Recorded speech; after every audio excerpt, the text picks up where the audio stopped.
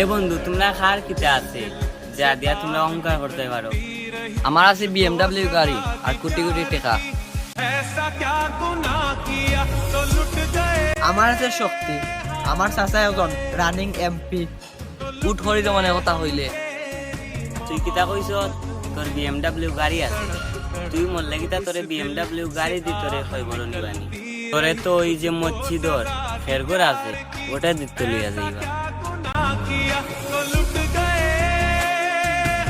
আর তুই কিতা কইলে তো অনেক কোটি কোটি টাকা আছে, তুই যে সময় খবরে যাইবে তখন আর কাপড় কিন্তু ফকে থাকে না যে তুই কোটি কোটি টাকা লগে লইয়া যাইতে। তুই কিতা কইলে তোর অনেক শক্তি আর তোর চাচা রানিং এমপি, তুই যে সময় খবরে যাইবে তোর শক্তি দিয়া আর তোর চাচা রানিং এমপির পাওয়ার দিয়া তুই তো খবর থেকে উঠতে দিতে পারবি না।